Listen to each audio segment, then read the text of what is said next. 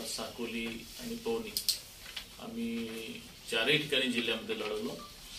बौद्ध जिल्ह्याचा वेगळा आणि माझ्याकडे पूर्व विदर्भ समन्वय असल्यामुळे आम्ही काही डिस्ट्रीब्युशन करून घेतलं होतं अलग अलग प्रत्येक नेत्यांनी. तर मी माझ्याकडे भंडारा आणि गोंदिया घेतलं होतं. त्याच्यामध्ये भंडाऱ्यातले पहिल्यांदाच आम्ही चारही नगर परिषद लढवलं आणि त्या चारही नगर परिषदमध्ये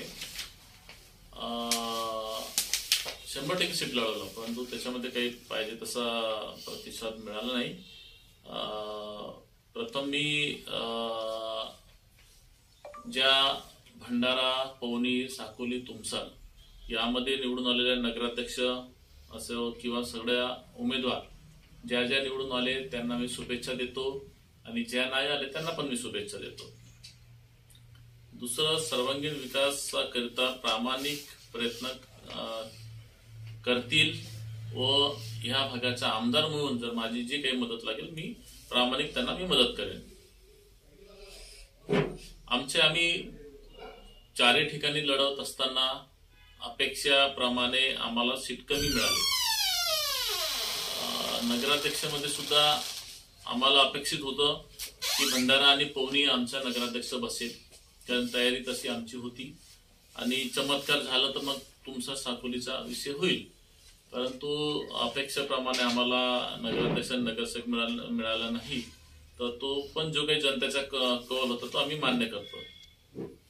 आम्हाला भंडाऱ्यामध्ये 5 सीट निवडून आलेत, पवनीमध्ये 4 आलेत आणि तुमसर आणि साकोलीमध्ये आमचा प्रथमच एक नगरसेवक निवडून आला.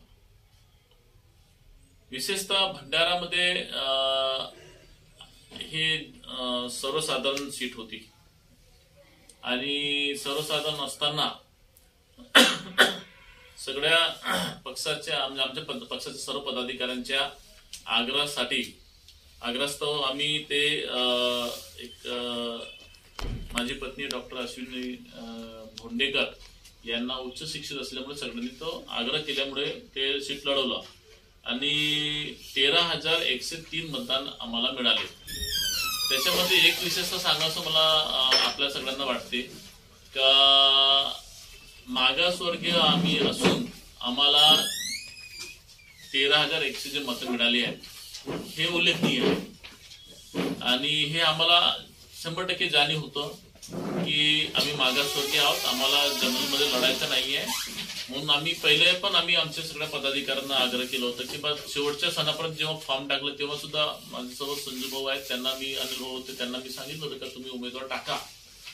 पण सगळ्यांचा आग्रह होता का ह्या निवडणूकमध्ये विशेषतः भाऊ बागडेसारखे अनुभवी लोक म्हणत होते की फाईट ही सगळ्याच गोष्टीनं लढाई होते, त्याच्यामुळे एक मोठा चेहरा, मोठं नाव म्हणून तुम्ही टाका.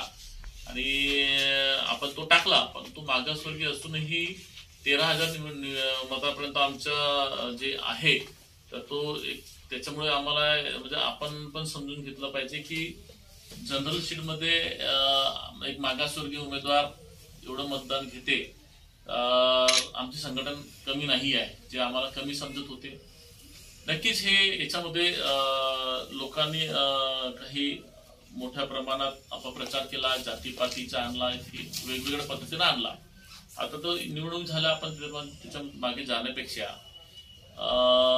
आम्ही फाईट दिली आणि फाईट दिल्यानंतर पराभव जो बी झाला त्याचा आम्ही मतदाराचा तो कौल आम्ही मान्य करतो आणि ह्यावेळेस पण आणि भविष्यात पण जनरलमध्ये आम्हाला कधीच लढायचं आहे हे आमच्या कधीच मानसिकतेमध्ये माझ्या परिवारामधून तर नव्हतीच. कारण अश्विनी ही स्वतः लढलीच नाही. आम्ही तिला आग्रह केला, लढायचं असतं तर तिला 6 महिने आधीपासून तिची तयारी केलं असतं, परंतु ती वेळेवरती सगळ्यांच्या आग्रहामध्ये तिला उभं करावं लागलं आणि ती मला वाटते फॉर्म भरण्यापासूनच ती ऍक्टिव्ह झाली.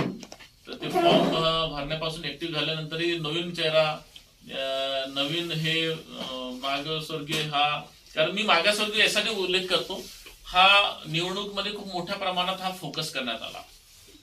मागासवर्गीय आम्ही शिवसेना हा मागासवर्गीय किंवा ओबीसी किंवा ओपन हा आम्ही समजत नाही, तर हिंदुत्व हा विचाराला बाळासाहेबांचा विचार घेऊन आम्ही समोर जातो.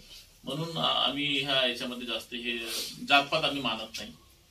त्याच्यानंतर आम्ही जे विकास कामं आम्ही खूप सारे मोठे भंडाऱ्यामध्ये आणलं आणि आमचा एजेंडा होता की 3 वर्ष तरी या नगर परिषदेचे सगळे सत्य कामं कंप्लीट करायचे आहेत. त्याच्यामध्ये जवळपास अंदाजात 3000 कोटीचे कामे आम्ही मंजूर करून आणलेले आहेत. त्या 3000 कोटीच्या कामापैकी 20 ते 30% कामं पूर्णत्वासकडे आलेले आहेत, समोर झालेले आहेत. आता हे 20 ते 30% कामं पूर्ण म्हणजे झालेले आहेत. तो लोकांनी गैरसमज पसरवला 20 ते 30% पूर्ण 3000 कोटी निधी आली. पहिले तर हे जे मित्र पक्षांनी बाकी कोणी केलं नाही, मित्र पक्षांनीच केलं, भाजपच्याच लोकांनी 3000 कोटीचा भ्रष्टाचार, 3000 कोटीचा भ्रष्टाचार. हा एक तर पहिले मी याचं स्पष्टीकरण देतो. 3000 कोटी आलेच नाही तर 3000 कोटीचा भ्रष्टाचार कसं होईल? फक्त 20 ते 30% कामं झालेले आहेत, कुठे 40% कामं झाले असतील. आणि जसे जसे काम होते तसे तसे बिल रेकॉर्ड होते, तसे तसे निधी येते.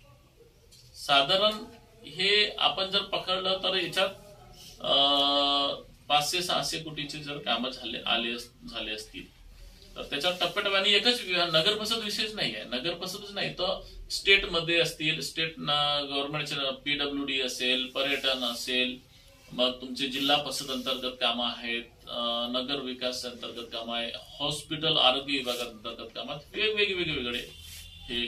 पण तो चित्र उभा करण्यात आला नगर परिषद मध्ये का 3000 कोटी पैसे खाल्ले, 3000 पैसे नगर, जसं 3000 मी कधीच असं माझ्या शब्दात आणलं नाही. किंवा जेव्हा एकनाथ शिंदे साहेब आले होते सभेमध्ये त्यांनी सुद्धा असं कधीच म्हटलं नाही की 3000 कोटी नगर परिषद मध्ये चालले. आणि नगर परिषद चित्र उभारण्यात आला की 3000 कोटी नगर परिषद आल्यानं खाऊन टाकले, दिसत नाही काम.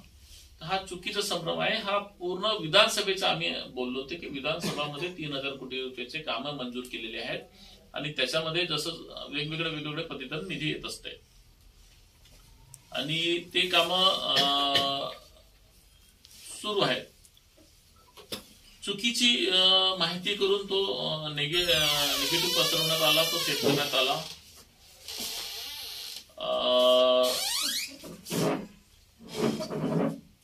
नक्कीच आम्ही काम करत असताना कोणाचे मन दुखले असतील, काम करत असताना ते पोहोचले नसतील किंवा काम करत असताना कुठेतरी आम्ही नाराजीचा तो आमच्या अंगी आला.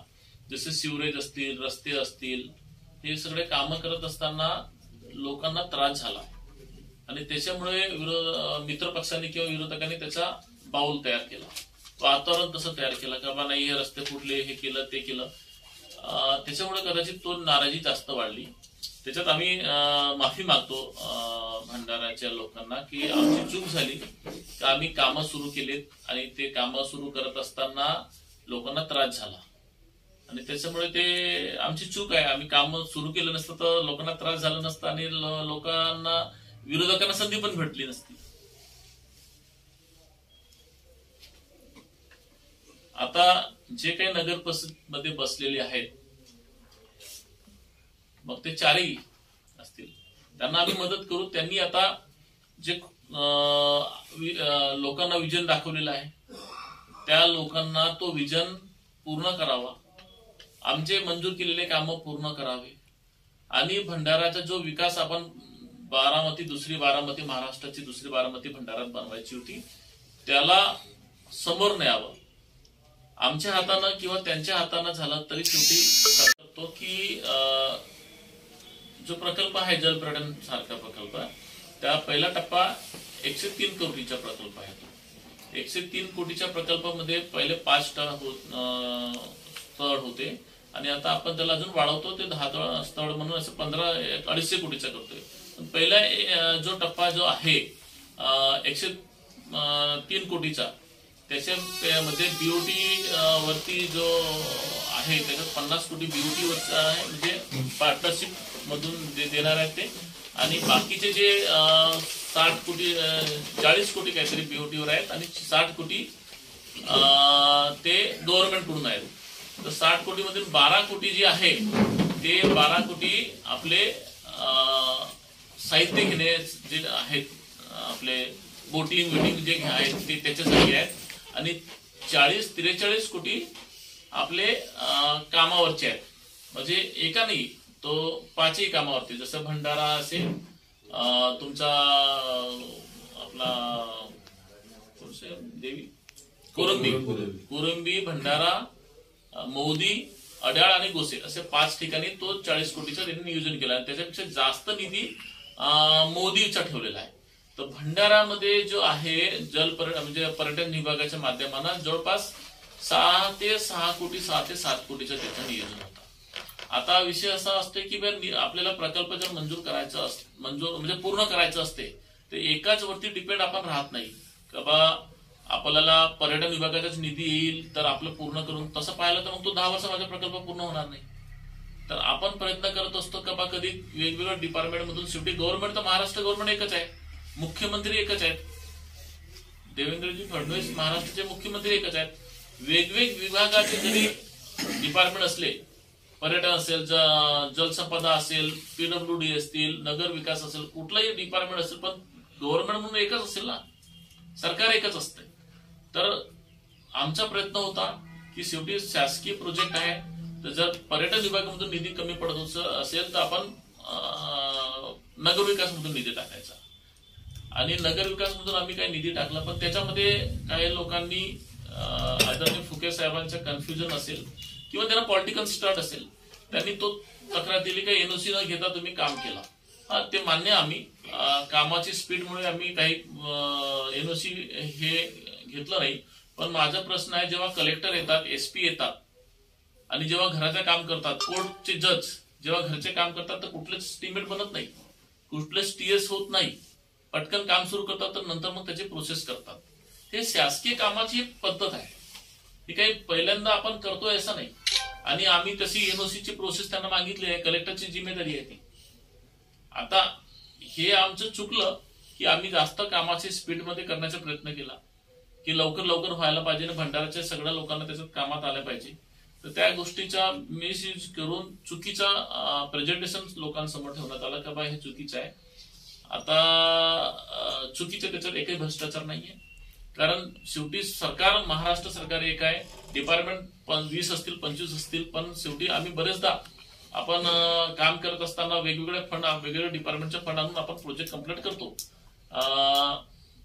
तसं पाहिलं तर प्रत्येक डिपार्टमेंटमध्ये, जसं आता खाम तलाव उदाहरण घेतलं तर खाम तलावमध्ये पर्यटन विभागाचा फंड आहे ना नगर विकासाचा फंड आहे. तसं पाहिलं तर कुठलेच याच्यामध्ये आपण 100% एकाच डिपार्टमेंटचा फंड येईल आणि कम्प्लीट होईल असं होत नसते. वेगवेगळ्या डिपार्टमेंटचा फंड येऊन तो पूर्ण करत असतो आपण. पण मी मुद्दाम यासाठी सांगतो की तो जो काम थांबवण्यात आलेला आहे तो काम मुद्दाम विकासाचा कसं थांबवता येईल आणि तो प्रेझेंटेशन चुकीचा करण्यात आला का तिथे एनओसी नाही घेतला हे नाही, तसं तो नाही आहे.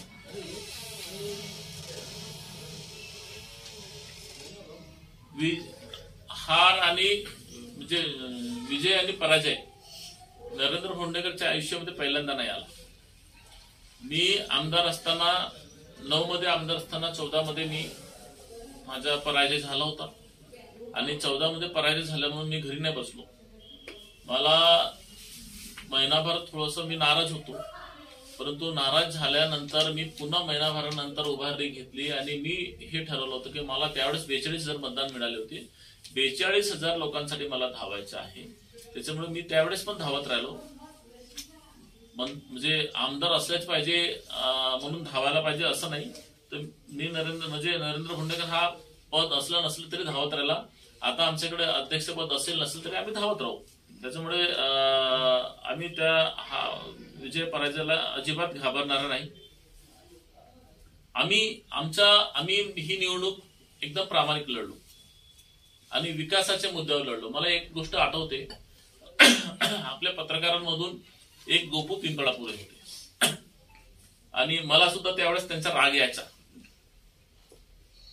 का ते मध्येच प्रत्येक नेत्यांना वेगळे काहीतरी प्रश्न विचारायचे. परंतु त्यांच्या मधला त्यांचा एक अनुभव मला आठवते की ते दरवेळेस ते बोलायचे, लोकांना जरी वाटायचा, परंतु त्यांच्या मागचा त्यांचा अनुभव होता की तुम्ही एखादा लोकप्रतिनिधी असताना तुम्ही काम करणार त्याचा ब्लूप्रिंट तुमच्याकडे आहे का. आणि तो माझ्या डोक्यात मुद्दाम ठेवला होता आणि त्याच्यानुसार मी माझे ब्लू प्रिंट ठेवून मला काम कसे करायचे, किती करायला पाहिजे, कसे व्हायला पाहिजे म्हणून मागील 10 वर्षापासून हा विकासाचा ब्लू प्रिंट तयार करून त्याचे एक एक प्रोजेक्ट 3-3, 4-4 वर्षांमध्ये मंजूर करून, हे बघा हे जलपर्यटनचा बी प्रोजेक्ट आहे ना, याला 3-3.5 वर्ष लागले मला मंजूर करायला. कारण एका याच्यात 15 कोटीच्या वरची जे प्रोजेक्ट असतात हे HPC ला जातात, हाय पॉवर कमिटीला जातात आणि शिखर समितीला जातात. हे एवढ्या मोठ्या मोठ्या कमिटीमधून मंजूर करून आणणं काही छोटं नसते. घर बांधणं सोपं असते, घर तोडणं सोपं, म्हणजे घर बांधणं कठीण असते पण घर तोडणं सोपं असते. आता एक पत्र दिलं, प्रोजेक्ट थांबवलं, पण त्या मंजूर करायला मला माहिती आहे किती वेदना झाली, किती त्रास झाले. आणि आम्ही ह्या सगळ्या विकासाच्या भरोश्यावर आम्ही निवडणूक लढलो. आम्ही कुठलंही 1% सुद्धा अपप्रचार नाही केला. मित्र पक्षाला काही शिवे दिले नाही, मित्र पक्षाला भ्रष्टाचारी असं काही म्हटलं नाही, कोणाला काही बोललो नाही. कारण शेवटी आम्हाला खात्री होती का विकासाच्या मुद्द्यावरच लोकांना कडून मतदान मागायचं आणि आम्ही काम केलं होतं म्हणून आम्ही तो मागत होतो. आम्ही त्याच्यात कमी पडलो की आम्ही प्रामाणिकपणे निवडणूक लढलो. आमचा प्रयत्न होता की जिल्ह्याचा मागासलेलापणा जो आहे याला आव्हान देऊन याला कुठेतरी आम्हाला प्रगतीकडे न्यायचं होतं, डेव्हलपकडे न्यायचं होतं. आणि पश्चिम महाराष्ट्रामध्ये जसा एक वेगळा उभा करण्यात आला तिथे बारामती, एक वेगवेगळे प्रोजेक्ट. आता त्यांच्याकडे दरवेळेस सत्ता असते, मंत्री असते, मुख्यमंत्री असतात, फायनान्स मिनिस्टर असते. माझ्याकडे काही नसताना मी तो स्वप्न बघितला. आता त्या स्वप्नामध्ये मी कमी पडलो, पण मी प्रोजेक्ट आणले. ते प्रोजेक्ट पूर्ण करण्यामध्ये मी थोडंच फार भंडारा शहरामध्ये कमी पडलो. कारण शेवटी आता जर समजा एखाद्या वेळेस नगर परिषदेने सगळे प्रोजेक्ट बंद करण्याचं ठरवलं तर मग मला कमीच पडावं लागेल ना. पण त्यांनी हे प्रोजेक्ट, माझी विनंती तुमच्या माध्यमानं, हे सगळे राजकारणाच्या पलीकडे जाऊन हे सगळे प्रोजेक्ट कम्प्लीट व्हायला पाहिजे, सगळे प्रोजेक्ट पूर्ण व्हायला पाहिजे. कारण प्रोजेक्ट पूर्ण झाले तर भंडाऱ्याची एक ओळख नवीन निर्माण होईल आणि भंडाऱ्याच्या लोकांचा त्याच्यात फायदा होईल. कारण म्हणजे लोकांमध्ये रोजगार निर्मिती होईल, आपली ओळख निर्माण होईल. या सगळ्या गोष्टी आपण हे करण्याचा प्रयत्न केला. एक चांगलं आहे. मी पुन्हा म्हणतो की आम्हाला काही असं आमचे डिपॉझिट वगैरे काही जप्त झाले नाही. 13,000 मतदान मिळाले आहेत आणि इमानदारीने झाली असती ना निवडणूक तर 100% आम्ही जिंकलो असतो. आता याच्यात काय काय झालं, कसं कसं झाला की आता जसं प्रभाग 3 मध्ये जर पाहिलं तर शरद पवार गटाच्या उमेदवारांचं नावच नाही आहे, त्याच्यामध्ये नोटाचं नावच नाही आहे. तर हा एक आता संशोधनाचा विषय चालू आहे. 7 लोक तिथं सस्पेंड पण झाले आणि मला वाटते की 29 तारखेला त्याच्यावरती मोर्चा पण आहे. तर असा हा सगळ्याचा प्रकार कोणाचा दबाव झाला, कोणाचा काय झाला, आता हा तपासचा तो भाग आहे. परंतु हे तेवढंच खरं आहे की हे नगर परिषदचे निवडणुका हे डॉक्टर बाबासाहेब आंबेडकरांनी जे घटनांमध्ये अधिकार दिलेला आहे त्या अधिकाराचा श्रीमंत असेल किंवा गरीब असेल त्यांना सगळ्यांना एकसारखा अधिकार दिलाय. तर ह्या अधिकाराचा एक हेल्थी, एक चांगल्या पद्धतीने निवडणूक व्हायला पाहिजे. अपप्रचार करून, चुकीचं हे करून जर लोकांमध्ये गैरसमज निर्माण होतं तर चांगले माणसं चांगल्या विचारांना कधी लढाई लढणारच नाही. आणि सगळे लोक हेच ठेवतील का अपप्रचार करा, चुकीचं प्रेझेंटेशन समोर द्या आणि वाईट पद्धतीने जर निवडणूक लढता आली तर आम्ही ज्या पद्धतीने चांगलं इमानदारीने लढलो, पुढच्या वेळेस आता आमची प्रामाणिकपणा सोडायला पाहिजे का, विकास कामाचा मुद्दा सोडायला पाहिजे का. तर हा लोकांमध्ये एक चुकीचा गैरसमज तयार होतो. परंतु आम्ही जसं विकास कामावर लढलो, विकास कामासाठी इतके निधी आणला, इतके कामं केले आणि पुढे पण आम्ही करत राहू. आमच्यावरती कितीही कोणी टीका टिप्पणी केलं, काय केलं तरी आम्ही त्यांना विकास कामावरच उत्तर देऊ. ह्या भागाचा अजूनही मी 4 वर्ष आमदार आहे. आता काही लोक म्हणतात की मी आमदार की कापून टाकीन, आमदारला मारून टाकीन, हे करून आता चाललंय, मी बघतोय. परंतु हे विसरू नये की आम्ही शिवसैनिक आहोत. आमचा पेशन्स सोडू द्यायला नाही पाहिजे. तर आम्ही आता निवडणूक पेशन्स आमच्यामध्ये होतं, पण आता पेशन्स हळूहळू थोडं कमी होत चाललेला आहे. तर माझी विनंती आहे की आपण सुद्धा पत्रकारांनी सुद्धा समजून घ्यायला पाहिजे आणि आम्ही विकासासोबत आहोत आणि राहू. 29 तारखेच्या मोर्चाला एखादा उमेदवाराच्या नावाची गहाळ झालेला आहे, हा अन्याय आहे. अन्यायासाठी मला ह्या भागाचा आमदार म्हणून त्यांच्या सर्व पक्षीय म्हणून मला राहावंच लागेल. 100% हे बघा, तुम्ही 7 लोकांना सस्पेंड करता. नाही तिथे तर ते झालंच आहे ना, उमेदवाराचं नाव नाही, नोटाचं नाव नंबर नाही आले तर तो प्रश्न नाही. पण बाकी जे काही निवडणूक पूर्णपणे झाली त्याच्यावर काही प्रश्नचिन्ह याच्यातून असं खूप साऱ्या ठिकाणी आमच्याकडे तक्रार आली आहे की फेर झालेला नाहीये. अधिकारी 100% दबावामध्ये काम केलेलं आहे. अधिकाऱ्यांनी 100% याच्यावरती आम्ही बोलत होतो ना, आम्ही कुठलीही गोष्टी विचारायचा तर एसडीओ जे नोडल ऑफिसर होते आणि ते त्यांच्या खालचे जे एक सीओ प्रोसिडिंग ऑफिसरचे काही आहेत ते अधिकारी, हे प्रत्येक वेळेस ते कोणाला फोन लावून विचारत होते, कोणाच्या नियंत्रणात ते काम करत होते. ते तुम्ही बघा, तुमच्याकडे रेकॉर्डिंग असेल, त्या अधिकारी ते तिथे जे मतमोजणी होती अधिकारीच्या खुर्च्या रिकाम्या राहायचे. ते बिचारे ते उमेदवार, त्यांना उमेदवाराचे काही अडी अडचण नसेल ते कोणाला दाद मागणार, तिथे ते दिसायचेच नाही. आणि त्यांचे खालचे अधिकारी ते बिचारे उमेदवाराला गेट आउट म्हणत होते, जा म्हणत होते. अरे असं नसते ना, ही लोकशाही आहे. लोकशाहीमध्ये तुम्हाला एखादा कोणा आक्षेप घेतला, कोणी विचारायला पाहिजे. तुम्हाला अधिकारी नेमलं कशासाठी? अधिकारी मध्ये जर तुम्हाला नेमलं, तुम्ही जर त्यांना समाधान करता येत नसेल, ठीक आहे ना, तुम्ही येस आर नो मध्ये म्हणा, पण तुम्ही त्या खुर्चीवरच बसत नव्हते. 1-2 मिनिटात त्या खुर्चीवर उठून तुम्ही फोन करत का होते? आम्हाला शंका आहे, दोन्ही अधिकारी जे आहेत हे कोणाच्या इशारावर काम करत होते. आणि म्हणूनच जर समजा एखादा पक्षाने जर हाक दिली की हे निवडणूक मध्ये घोळ आहे, ही तर त्यांनीच मान्य केलं, 7 लोकांना सस्पेंड केला. ही याच्यामध्ये जनतेसोबत मी आहे. दुसरा असा विषय होता की जेव्हा सुरुवातीलाच तुमचे सर्व उमेदवार आणि नगराध्यक्षाचे उमेदवार यांनी जिल्हाधिकाऱ्यांना निवेदन दिलं होतं किंवा जे स्ट्रॉंग रूम आहे त्याची सुरक्षा व्हावी किंवा त्या ठिकाणी जांभर लावण्यात यावा, तर पूर्वीपासूनच अशी शंका होती की म्हणजे काहीतरी होऊ शकतं, कारण तुम्ही या संदर्भातले तुमच्या पक्षातर्फे यापूर्वीच मागणी झाली होती. त्या ठिकाणी जांभर लावण्यात आला होता का? मला वाटतं नाही लावलं, मागणी होती. आता सुरक्षेसाठी बघा, याच्यात काही कोणावर तर आक्षेप नव्हता. सुरक्षेसाठी जे जे उपाययोजना करता आल्या पाहिजे ते करायला पाहिजे होता, पण त्यांनी नाही ऐकलं. ते अधिकारी आहेत ज्यांनी कामात दिलेलं तुम्ही पत्राद्वारे करणार आहात का? मी ऑलरेडी केलेलं आहे. मी निवडणूक आयुक्तांना, आमच्या संघटनेचे जिल्हा प्रमुखांनी तक्रार केली आणि त्याच्यावरती मला माझं पण पत्र मागितलं. मी पण केलेलं आहे की जर समजा तुम्ही 7 लोकांना चपरासी बाबूला तुम्ही सस्पेंड करता, तर तुम्ही त्याच्यावरती जो कंट्रोलिंग अधिकार आहे, नियंत्रण ठेवणारा अधिकार, तुम्ही त्याला कसं सोडता? पोरांनी चूक, आता नवीन कायदा आहे, पोरांनी चूक केलं, एखादा गाडी चालवलं, हे ऍक्सिडेंट केलं, तुम्ही बापाला तुम्ही पकडता. तुमच्या आदेशाशिवाय तो चपराशी किंवा बाबू चुका करू शकतो का? म्हणजेच काय, तुम्ही त्यांना वाचवता का? तुम्ही सस्पेंड करता म्हणजे तुम्हीच मान्य करता चूक झालेली आहे, आणि तुम्ही त्या एक सीओ आणि एसडीओला तुम्ही वाचवता का? म्हणजेच काय, याच्याच अर्थ कलेक्टर पण त्याच्यामध्ये इन्व्हॉल्व तर नाहीये. हा एक संशोधनाचा विषय आहे. आणि सरकारमधला मी जरी आमदार असलो तरी मी ह्या भागाच्या जनतेने मला निवडून दिलेला आहे. जनता जर सगळे आज 200 पेक्षा जास्त उमेदवार त्या मोर्चामध्ये सामील होणार आहेत असं मला माहिती मिळाली, बरोबर आहे ना?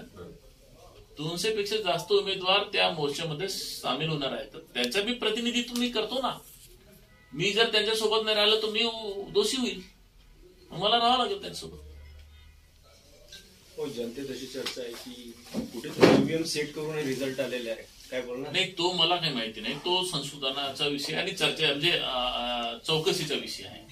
परंतु हे तेवढंच खरं आहे की अधिकारी चुकलेले आहेत. आपण एकीकडे डॉक्टर बाबासाहेब आंबेडकरच्या घटनेला मान्य करतो आणि ह्या लोकशाहीच्या उत्सवामध्ये जर लोकशाहीच्या गळा जर घोटण्याचं काम कोणी अधिकारी करत असेल, तुम्ही का म्हणून त्यांना पाठिंबा देता, का त्याला समर्थन करता? निवडणूक अधिकाऱ्यांनी म्हणजे निवडणूक जे आयुक्त आहे दिनेश वाघमारे यांना आम्ही पत्र दिलेलं आहे, ते काय यांना वाचवण्याचा प्रयत्न करतात?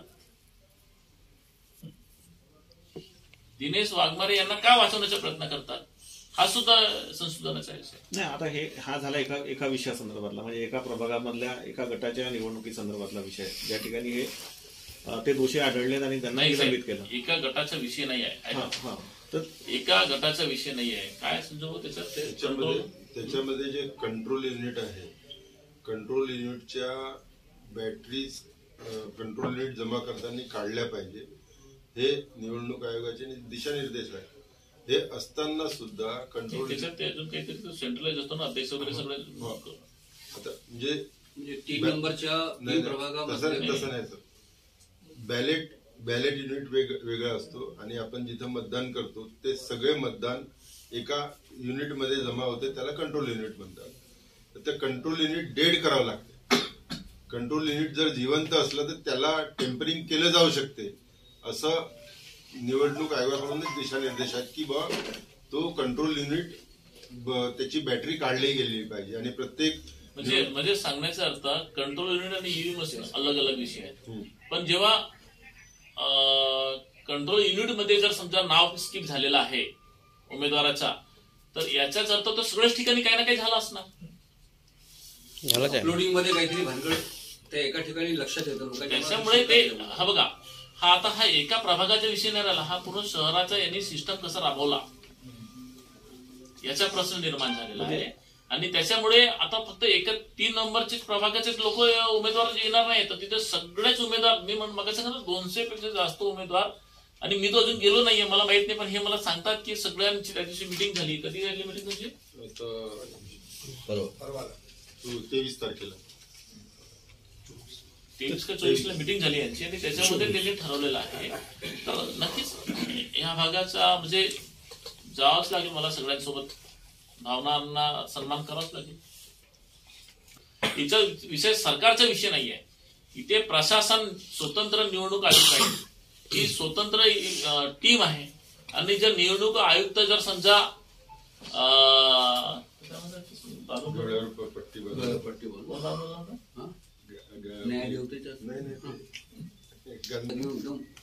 तर डोळ्यावर पट्टी बांधून ठेवत डोळ्यावर पट्टी बांधून जर समजा निवडणूक आयुक्त ठेवत असतील, आणि त्याच्या आता सध्या एसडीओ आणि त्याचे निवडणूक अधिकारी होते ना, हे सरकार म्हणून होते, हे निवडणूक अधिकारी म्हणून होते. याच्यात सरकारचा काही संबंध नाहीये. निवडणूक आयुक्त जर समजा डोळ्यावर पट्टी बांधून जर समजा ह्या प्रोसिडिंग ऑफिसर निवडणूक अधिकाऱ्यांना सस्पेंड करत नसतील, याचा अर्थ त्यांच्या सोबत काही यांची सेटिंग होती का? अभय का देत आहेत? खरं तर मी तर म्हणतो वाघमारांची चौकशी करायला पाहिजे.